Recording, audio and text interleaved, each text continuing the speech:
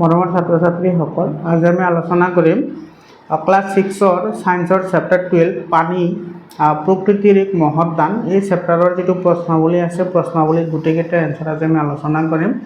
ইয়াৰ আগতে আৰু 11টা চেপ্টাৰৰ এনচাৰ আমি আলোচনা কৰিছোঁ। যদি তোমালোকে ভিডিঅ'টো চোৱা নাই তেতিয়াহ'লে ভিডিঅ'টো চাই ল'বা।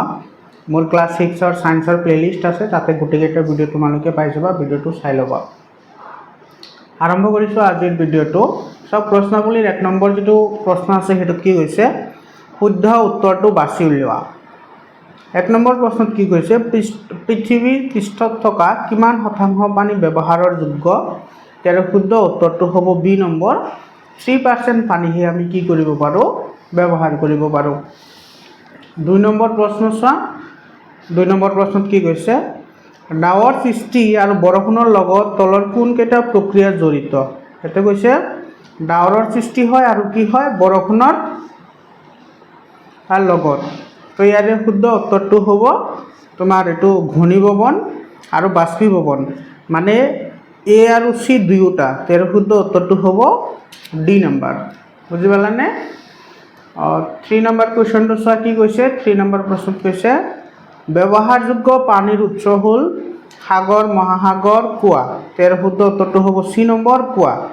কুঁৱাৰ পৰা যিখিনি আমি পানী পাওঁ সেই পানীখিনি আমি কি কৰিব পাৰোঁ, ব্যৱহাৰ কৰিব পাৰোঁ। 4 নম্বৰ কুৱেশ্যনটো চোৱা কি কৈছে, অতি কম পৰিমাণৰ বৰষুণ হ'লে কি ঘটে? যদি বৰষুণৰ পৰিমাণ বহুত কম হয় তেতিয়াহ'লে সেইটো অনাবৃষ্ট বুলি কোৱা হয়। তাৰ শুদ্ধ উত্তৰটো হ'ব বি নম্বৰ। ইয়াৰ পিছত চোৱা কি কৈছে, 5 নম্বৰ কুৱেশ্যন, তলৰ কোনটো পানী সংৰক্ষণৰ শুদ্ধ পদ্ধতি নহয়? ফুটা পাইপৰ পৰা পানী উলিওৱা বন্ধ কৰা, এইটোতো সঁচা, এইটো মানে পদ্ধতি হয়। পানী টেংকিৰ পৰা পানী পৰি থকা বন্ধ কৰা, এইটো সঁচা হয়। প্ৰতিদিনে মাত্ৰ 2 গিলাচ পানী খোৱা, এই পদ্ধতিটো পানী সংৰক্ষণৰ শুদ্ধ পদ্ধতি নহয়। তাৰ শুদ্ধ উত্তৰটো হ'ব চি নম্বৰটো। বুজি পালানে? 2 নম্বৰ চোৱা। 2 নম্বৰত কি কৈছে, স্তম্ভ এ আৰু স্তম্ভ বিৰ লগত মিলোৱা। যদি কম পৰিমাণৰ বৰষুণ হ'লে তাক কি বুলি কোৱা হয়, অনাবৃষ্টি বুলি কোৱা হয়। তো ইয়াৰে তোমাৰ 1 নম্বৰটো আহিব তোমাৰ ডি নম্বৰৰ লগত। অতিমাত্ৰা বৰষুণ হ'লে কি হয়, বানপানী হয়। তো এইটো হ'ব তোমাৰ ই নম্বৰ। পৃষ্ঠজল, পৃষ্ঠজলৰ উদাহৰণ হৈছে এটা তোমাৰ নদী। বৰষুণৰ পানী ধৰি ৰখাটো এটা হৈছে তোমাৰ পানী সংৰক্ষণ পদ্ধতি। আৰু লুণীয়া পানী ক'ত পোৱা যায়, সাগৰত পোৱা যায়। বুজি পালানে? তো 1 নম্বৰটো আহিব তোমাৰ ডি নম্বৰৰ লগত, 2 নম্বৰটো আহিব তোমাৰ ই নম্বৰৰ লগত, 3 নম্বৰটো আহিব এ নম্বৰৰ লগত, 4 নম্বৰটো আহিব বি নম্বৰৰ লগত, আৰু 5 নম্বৰটো আহিব চি নম্বৰৰ লগত। 3 নম্বৰ প্ৰশ্ন চোৱা। 3 নম্বৰ প্ৰশ্নত কি কৈছে, তলৰ প্ৰতিটোৰে দুটাকৈ উদাহৰণ দিয়া। দুটাকৈ উদাহৰণ দিবলৈ দিছে। লুণীয়া পানীৰ প্ৰাকৃতিক উৎস, তো লুণীয়া পানীৰ প্ৰাকৃতিক উৎস তোমাৰ কি হ'ব, এটা তোমাৰ সাগৰ হ'ব আৰু এটা কি হ'ব, মহাসাগৰ হ'ব। এই দুটা। তাৰপিছত পানীৰ ঔদ্যোগিক ব্যৱহাৰ, মানে পানীৰ ঔদ্যোগিক ব্যৱহাৰ ক'ত ক'ত হয়, যিটো তোমাৰ থাৰ্মেল পাৱাৰ প্লেণ্ট আছে তাতে ব্যৱহাৰ হয়। থাৰ্মেল পাৱাৰ প্লান্ট মানে য'ত তোমাৰ কি কৰা হয়, বিদ্যুৎ উৎপন্ন কৰা হয়, তাতে কি কৰা হয়, পানী ব্যৱহাৰ কৰা হয়। আৰু তোমাৰ 2 নম্বৰত লিখিবা, এইটো প্লাষ্টিক কাৰখানাত যি প্লাষ্টিক বনোৱাটো কি কৰা হয়, পানী ব্যৱহাৰ কৰা হয়। যিটো ৰিচাইক্লিং পদ্ধতি আছে তাতেও তোমাৰ পানী ব্যৱহাৰ কৰা হয়। তাৰপিছত 3 নম্বৰ কৈছে পানী সংৰক্ষণৰ উপায়। তো পানী সংৰক্ষণৰ উপায় তুমি কি কি ব্যৱহাৰ কৰিব পাৰা, এটা হৈছে তোমাৰ পুখুৰী খান্দি তুমি কি কৰিব পাৰা, পানী সংৰক্ষণ কৰিব পাৰা,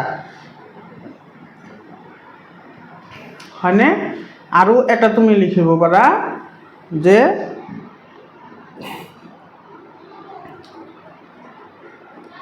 আৰু এটা লিখিব পাৰা তোমাৰ এইটো পাহাৰৰ ঢাল পদ্ধতি। এই দুটা তোমালোকৰ চোৱা পাহাৰৰ যিটো ঢাল পদ্ধতি আছে এইটো তোমালোকৰ 6ত নাই, এইটো 8ত আছে। এইটো লিখিলেও তোমাৰ কি হ'ব, শুদ্ধ হ'ব। পাহাৰৰ ঢাল পদ্ধতি মানে পাহাৰত যেতিয়া বৰষুণ হয়, যেতিয়া পাহাৰৰ পানী যেতিয়া ঢালেৰে নামি আহে, সেই পানী আমি কি কৰিব পাৰোঁ, সংৰক্ষণ কৰিব পাৰোঁ। 4 নম্বৰটো কি কৈছে তোমাৰ জল প্ৰদূষক, মানে পানী কি কি প্ৰদূষণ কৰে, মানে এটা হৈছে তোমাৰ জাবৰ জোঁথৰ আৰু এটা হৈছে তোমাৰ জুলীয়া আৱৰ্জনা যেনেকুৱা তোমাৰ বিভিন্ন ধৰণৰ তেল, ৰন্ধা বঢ়াত ব্যৱহাৰ হোৱা তেলৰ যিখিনি অৱশিষ্ট ৰৈ যায়, সেইখিনি তুমি যদি পানীত পেলোৱা, পানী কি হয়, প্ৰদূষণ হয়। তাৰপিছত তুমি 4 নম্বৰ কি হৈছে পানীৰ ঘৰুৱা ব্যৱহাৰ। এইটো চোৱা বাচন বৰ্তন ধুবলৈ কি কৰা হয়, ব্যৱহাৰ কৰা হয়। বাচন বৰ্তন এইটো ধুবলৈ ব্যৱহাৰ কৰা হয়। আৰু এটা লিখিবা গা ধুবলৈ ঘৰুৱা পানী কি কৰা হয়, ব্যৱহাৰ কৰা হয়। বুজি পালানে? ইয়াৰ পিছত চোৱা 4 নম্বৰ প্ৰশ্নটোত কি কৈছে, পৃষ্ঠজলৰ 3টা উৎসৰ নাম লিখা। পৃষ্ঠজল মানে তোমাৰ পৃথিৱীৰ ওপৰত যিখিনি পানী থাকে, নদী, বিল আৰু খাল, এইকেইটা লিখিলে হৈ যাব। আৰু 2 নম্বৰ প্ৰশ্ন, এটা 4ৰ 2 নম্বৰ, পৃথিৱী পৃষ্ঠৰ অধিকাংশ পানী ক'ত থাকে? তো পৃথিৱী পৃষ্ঠৰ 97% পানী সাগৰ আৰু মহাসাগৰবোৰত থাকে। এইটো এনচাৰ লিখিবা। আৰু 3 নম্বৰ প্ৰশ্নটো চোৱা, 4ৰ 3 নম্বৰ প্ৰশ্নত কি কৈছে, জলচক্ৰ কাক বোলে? তো এইটোৰ এনচাৰ তোমালোকে এনেদৰে লিখিবা, পৃথিৱী পৃষ্ঠত থকা পানীৰ কিছু অংশ ভাপ হৈ বায়ুমণ্ডললৈ উৰি যায়, পুনৰ এই ভাপৰ ঘনীভৱন ঘটি বৰষুণ হিচাপে পৃথিৱীলৈ নামি আহে। পানীৰ এই চক্ৰীয় গতিকে জলচক্ৰ বোলে। এইখিনি লিখিলেই তোমাৰ হৈ যাব। 4 নম্বৰ প্ৰশ্ন চোৱা, 4 নম্বৰ প্ৰশ্নত কি কৈছে, ভূজল বুলিলে কি বুজা? তেৰ এনচাৰটো এনেদৰে লিখিবা, ভূজল বুলিলে বৰষুণৰ পানীয়ে নদী, পুখুৰী, সাগৰ, মহাসাগৰ আদি পানীৰে পৰিপূৰ্ণ কৰি পেলাই অলপ পৰিমাণৰ পানী আৰু পৃথিৱীৰ ভিতৰ ভাগলৈ সোমাই যায়, পৃথিৱী পৃষ্ঠৰ ভিতৰলৈ সোমাই যোৱা এই পানীক ভূজল বুলি কোৱা হয়। মৰমৰ ছাত্ৰ ছাত্ৰীসকল, তোমালোকৰ কাৰণে ক্লাছ 6ৰ পৰা ক্লাছ 10লৈকে ছায়েন্স আৰু মেথছৰ সকলো ধৰণৰ প্ৰশ্নৰ উত্তৰ তোমালোকে এইটো ইউটিউব চেনেলতে পাই যাবা। গতিকে তোমালোকে চেনেলটো ছাবস্ক্ৰাইব কৰা, তোমাৰ বন্ধু বান্ধৱীৰ সৈতে শ্বেয়াৰ কৰা। যদি তোমালোকৰ PDF ফাইল লাগে, PDF ফাইলো পাই যাবা। তোমালোকে জইন বটনত ক্লিক কৰি জইন হোৱা, তোমালোকে PDF ফাইলটো পাই যাবা। 5 নম্বৰ প্ৰশ্নটো চোৱা, কি কৈছে, অনাবৃষ্টি কাক বোলে? তো এইটোৰ এনচাৰ এনেদৰে লিখিবা, একেৰাহে বহুদিন বৰষুণ নিদিলে বা অতি কম পৰিমাণে বৰষুণ দিলে নদী, খাল, বিল আদি শুকাই যায়, মাটিবোৰ ফাটি ছিঙি যায়, ইয়াকে কি বুলি কোৱা হয়, অনাবৃষ্টি বুলি কোৱা হয়। এইটোৰ এনচাৰ এইখিনি লিখিলেই হৈ যাব। ইয়াৰে পিছত চোৱা, এইটো 4ৰ 6 নম্বৰ প্ৰশ্নত কি কৈছে, পানী সংৰক্ষণৰ বাবে ঘৰত তুমি কি কৰিবা? এইটো তোমাৰ ইণ্টেলেকচুৱেল কুৱেশ্যন হয়, এনেকুৱা কুৱেশ্যন কিন্তু বহুত আহে পৰীক্ষাত। তো এইটোৰ এনচাৰ এনেদৰে লিখিবা, বৰষুণৰ পানী ধৰি ৰাখিব লাগে আৰু বিভিন্ন কামত ব্যৱহাৰ কৰিব লাগে। 2 নম্বৰত লিখিবা, প্ৰয়োজনতকৈ অধিক পানী অপচয় কৰিব নালাগে। তুমি এইটোত আৰু লিখিব পাৰিবা যে তোমাৰ ব্যৱহাৰ নহ'লে পানীৰ টেপবোৰ সদায় কি কৰি ৰাখা, বন্ধ কৰি ৰাখিব লাগে, হয়নে? তাৰপিছত তোমাৰ খোৱা লোৱাত যিখিনি পানী ব্যৱহাৰ হয়, সেই পানীখিনি পেলাই নিদি সেইখিনি আমি শাক পাচলিৰ খেতিটোত ব্যৱহাৰ কৰিব পাৰোঁ। তুমি এইটো লিখিব পাৰা। 5 নম্বৰটো চোৱা, পানীৰ 5টা ব্যৱহাৰ উল্লেখ কৰা। বহুতো ইজি কুৱেশ্যন হয় এইটো।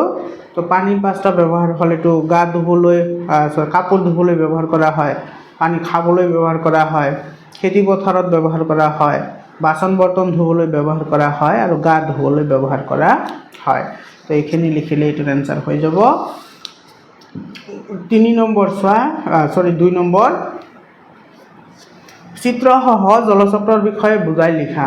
জলচক্ৰ, এইটোৰ এনচাৰ এনেদৰে লিখিবা, পৰিৱেশৰ পানীভাগে অনবৰতে চক্ৰাকাৰে গতি সম্পন্ন কৰি থাকে। পানী সাগৰ পৃষ্ঠৰ পৰা বাষ্পীভৱনৰ ধাৰা বায়ুমণ্ডললৈ আহে আৰু বায়ুমণ্ডলৰ পৰা বৰষুণ হিচাপে মাটিত পৰে আৰু পুনৰ সাগৰলৈ ঘূৰি আহে। ইয়াকে জলচক্ৰ বোলা হয় আৰু ই এক উল্লেখনীয় ভূ ৰাসায়নিক চক্ৰ। মানুহ আৰু অন্যান্য জীৱৰ ব্যৱহাৰৰ প্ৰয়োজনীয়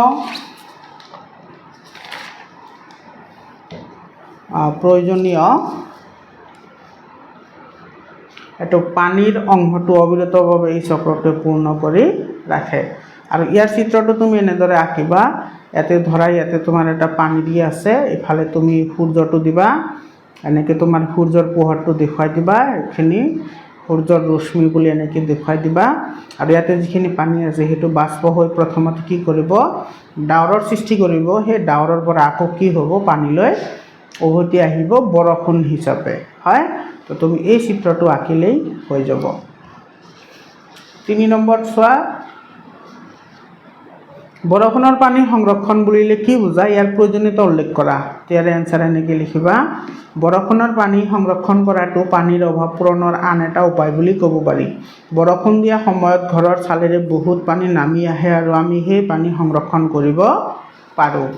তাৰপিছত এইখিনি লিখিবা, বৰষুণৰ পানী যদি আমি ধৰি ৰাখোঁ তেন্তে আমি ইয়াক গা ধোৱা, বাচন বৰ্তন ধোৱা আদি বিভিন্ন কামত ব্যৱহাৰ কৰিব পাৰোঁ। সেইকাৰণে এইটো হৈছে তোমাৰ প্ৰয়োজনীয়তা। সেইকাৰণে আমি বৰষুণৰ পানী সদায় কি কৰিব লাগে, সংৰক্ষণ কৰিব লাগে। 4 নম্বৰ প্ৰশ্নটো চোৱা। 4 নম্বৰ প্ৰশ্নটো কি কৈছে, অনাবৃষ্টিৰ কাৰণ আৰু ইয়াৰ প্ৰভাৱ ব্যাখ্যা কৰা। চোৱা, এইটো এনসাৰ লিখিবা, একেৰাহে যদি বৰষুণ নিদিয়ে তেতিয়াহ'লে অতি কম পৰিমাণে বৰষুণ দিলে নদী, খাল, বিল আদি শুকাই যায়, হয়। আৰু ইয়াৰে প্ৰভাৱ কি লিখিবা, মাটিবোৰ ফাটি যাব, তাৰপিছত খেতি বাতি কম হ'ব, যিবোৰ জলজ প্ৰাণী আছে সেইবোৰৰ বসবাস কৰাত অসুবিধা হ'ব, আৰু ইয়াকে কি বুলি কোৱা হয়, অনাবৃষ্টি বুলি কোৱা হয়। এইটো তুমি নিজৰ মতেও লিখিব পাৰা। ইয়াৰে পিছত চোৱা, ইয়াৰে পিছত কি কৈছে, ইয়াৰে প্ৰভাৱ চোৱা। এইটো প্ৰভাৱ কি হয়, যদি অনাবৃষ্টি হ'লে কি প্ৰভাৱ পৰে চোৱা। অনাবৃষ্টি হ'লে পথাৰৰ মাটিবোৰ ফাটি চিৰাচিৰ হয়। 2 নম্বৰ লিখিবা, খাল, বিল, পুখুৰী, নদী আদিত পানী শুকাবলৈ ধৰে আৰু গছৰ পাতবোৰ শুকাই মৰা যেন হয়, মানে গছ গছনিৰো কি হয়, প্ৰব্লেম হয় যদি অনাবৃষ্টি হয়। 5 নম্বৰ কুৱেশ্যনটো চোৱা, ডাঙৰ চহৰবোৰত ভূ জলপৃষ্ঠ তললৈ নামি গৈছে, ইয়াৰ কাৰণ কি হ'ব পাৰে। যিবোৰ ডাঙৰ চহৰ আছে সেই চহৰবোৰত তোমাৰ মাটিৰ বহুত তললৈ কি থাকে, পানী থাকে, এইটোৰ কাৰণ কি। ইয়াৰ কাৰণবোৰ এনেদৰে লিখিবা, ডাঙৰ চহৰবোৰত ভূপৃষ্ঠ জল তললৈ নামি গৈছে, ইয়াৰ কাৰণ হ'ল ডাঙৰ চহৰবোৰত মানুহৰ সংখ্যা যথেষ্ট বেছি। 2 নম্বৰ লিখিবা, মানুহ বেছি হোৱাৰ লগে লগে পানীৰ খৰচৰ পৰিমাণে যথেষ্ট বেছি, ফলত সেই ঠাইত পানীৰ পৰিমাণ কমিব ধৰিছে আৰু সেইবাবে এনে ঠাইত ভূ জলপৃষ্ঠ তললৈ নামি গৈছে। এটা আৰু লিখিব পাৰা, তুমি আৰু লিখিব পাৰিবা, 3 নম্বৰ দি লিখিব পাৰিবা, যিহেতু তোমাৰ চহৰবোৰত গছ গছনিৰ সংখ্যা কম সেইকাৰণে তোমাৰ কি হয়, জলপৃষ্ঠটো তললৈ নামি যায়। এই কাৰণটো তুমি লিখিব পাৰা। 6 নম্বৰ কুৱেশ্যনটো চোৱা। 6 নম্বৰ কুৱেশ্যনত কি কৈছে, বানপানীৰ কাৰণ আৰু ইয়াৰ অপকাৰৰ বিষয়ে লিখা। বানপানী হ'লে কি অপকাৰ, মানে কি অসুবিধা হয় বা কি প্ৰব্লেম হয়, এইখিনি তুমি নিজে বনাই লিখিব পাৰিবা। বাৰিষাত প্ৰচুৰ পৰিমাণে বৰষুণ হয়, বৰষুণ হোৱাৰ ফলত সেই অঞ্চলৰ নদ নদী, জান জুৰি, খাল বিল আদি সকলো পানীৰে ভৰি পৰে আৰু অৱশেষত পাৰ বাগৰি চাৰিওপিনে পানীখিনি কি কৰে, বিয়পি পৰে, আৰু ইয়াকে কি বুলি কোৱা হয়, ইয়াকে তোমাৰ বানপানী বুলি কোৱা হয়। এতিয়া চোৱা, বানপানীৰ অপকাৰ কি আছে। এইটো চোৱা, মানে বানপানী হ'লে আমাৰ কি প্ৰব্লেম হয়। চোৱা, বানপানী হোৱাৰ ফলত খেতি বাতিৰ যথেষ্ট ক্ষতিসাধন হয়, এইটো লিখিবা। বানপানীৰ সময়ত মানুহৰ বিভিন্ন বেমাৰ হোৱা দেখিবলৈ পোৱা যায়। তাৰপিছত লিখিবা, মানুহৰ ঘৰ দুৱাৰ, ৰাস্তা ঘাট আদিও ভাঙি চিঙি যথেষ্ট উপকাৰ কৰা দেখা যায়। এইখিনি লিখিলে হৈ যাব। মৰমৰ ছাত্ৰ ছাত্ৰীসকল, আজিৰ কাৰণে এইখিনিয়ে। আকৌ লগ পাম বেলেগ এটা ভিডিঅ'লৈ। ধন্যবাদ।